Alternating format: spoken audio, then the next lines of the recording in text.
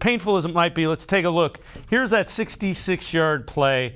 Again, you see the time remaining, 1:32, and everybody knew the pass was coming. And there's Corey Davis going down the field. So again, that's Joe Flacco. I mean, he's still an NFL quarterback. He's not real mobile, but people want to know, why didn't you blitz him? Communication, that puts more communication on the defense if you're going to do something that is more exotic than try to be deeper than the deepest guy. Well, that's the first thing you're looking at is there was nobody as deep as the deepest guy. There was nobody. So the question is not necessarily, was Ward supposed to maybe trail with him a little longer before he passed him off to the safety? Nobody was in the picture. And look, if you are playing a deep third or a deep half in that scenario, yes, there's one thing you need to do. And you look at the alignment, the safeties are what, maybe 7-8 yards off the field? I mean, off the line of scrimmage? You got to get back even further than that. You need to make Joe Flacco go 10 of 12 on that drive to get a touchdown. He goes 10 of 12. Guess what? The onside kick, it might not even hurt you, because even if you don't get the onside kick in that scenario, what's left? 20 seconds? 30 seconds? And they got to get another touchdown? Not the fact that it was this huge, quick turnaround. And let's not kid ourselves. Corey Davis is no burner. Never was. Never will be. He makes he's a possession receiver. He's got a good body. He's got good size. The fact that all of the receivers on that team, it wasn't Garrett Wilson that beat you deep. It wasn't Elijah Moore that beat you deep. It was Corey Davis. So why were you so concerned about everything else underneath when the only thing the Jets possibly needed was to score a touchdown? A field goal, they were still down 2 scores. They were not playing for that. You gave him a gimme in that scenario. And look, it doesn't matter if Joe Flacco at 37 years old or if it's any rookie or a second-string, third-string guy. There's no quarterback in the NFL who's going to miss that throw.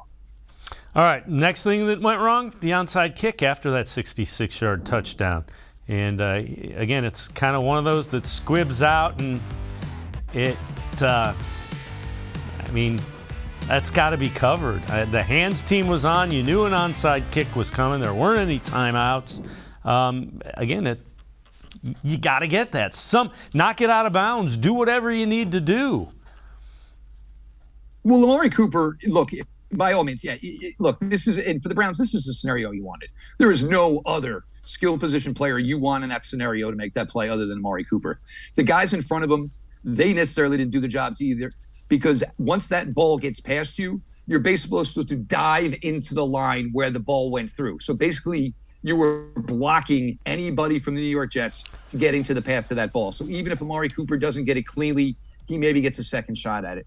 Amari Cooper panicked. He tried to knock it out of bounds. Obviously, it didn't hit the ball hard enough. But at that point, once it seems like once you felt like you maybe already won the game, now all of a sudden the doubt starts to creep up. And that's what happens with the 64-yard touchdown to Corey Davis. All of a sudden now there's a little doubt in the building. And for Amari Cooper, what was a great, great day for him, kind of ends on a little bit of a sour note, as, he could have iced it there. There were several opportunities for the Browns to ice this game yesterday. And Amari Cooper was just, one of several who unfortunately dropped the ball and basically, put the Browns in a really, really tough spot.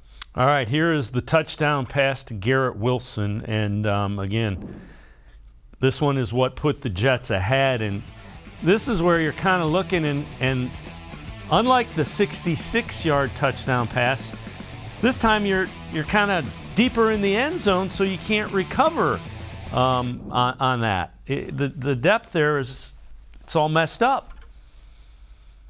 The safeties are already 2 to 3 yards in the end zone. You don't need to be there then. You need to be there once the receiver is challenging you. So if the safeties were where they were supposed to be, the guy who was basically sending Garrett Wilson off to the safety did his job. Because if that was where the safety was at the goal line, that's a contact play. Garrett Wilson makes that catch. You basically chalk it up to him being better than you. But the point is, that is supposed to be safety on receiver, on ball, all at the same time. And let's see what happens. Garrett Wilson is a beast. He's going to be a phenomenal player in this league. But you just can't make it easy for him.